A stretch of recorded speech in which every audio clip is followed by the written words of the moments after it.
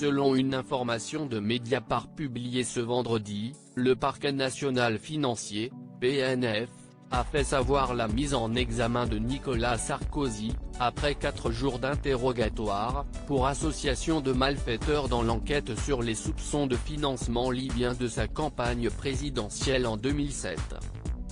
C'est une première dans l'histoire judiciaire pour un ancien président de la République, fait savoir le média créé par Edwy Plenel, qui avait déjà fait des révélations sur cette affaire en 2011, provoquant l'ouverture de l'enquête l'année suivante. Mediapart avait en effet publié un document censé montrer que la campagne de Nicolas Sarkozy avait été financée par le régime de Mouammar Kadhafi. Cette nouvelle poursuite est la 4e de ce dossier pour l'ancien président français qui avait déjà été mis en examen en mars 2018 pour corruption passive, recel de détournement de fonds publics et financement illégal de campagne.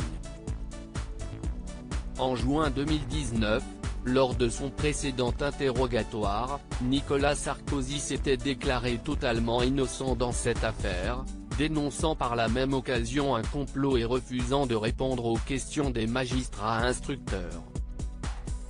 Dans un post Facebook publié ce vendredi, l'ancien chef de l'État se dit stupéfait. Voici donc franchi une nouvelle étape dans la longue liste des injustices commises tout au long de l'affaire dite du prétendu financement libyen, a-t-il déclaré avant d'ajouter: les Français doivent savoir que je suis innocent de ce dont on m'accuse, en apportant un crédit invraisemblable aux déclarations d'assassins, d'escrocs notoires et de faux témoins. Je sais que la vérité finira par triompher. Des indices qui sèment le doute aujourd'hui.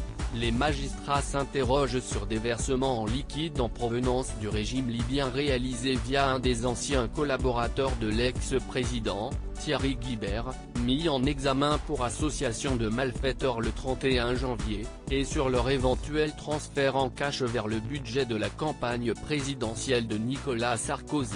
Au cours de l'enquête ouverte il y a 8 ans, les magistrats sont parvenus à récolter un nombre assez conséquent d'indices suspects, notes des services secrets de Tripoli, témoignages de dignitaires libyens ou encore accusations d'un intermédiaire. En dépit de ces éléments troublants, aucune preuve matérielle n'a pu être présentée à ce jour.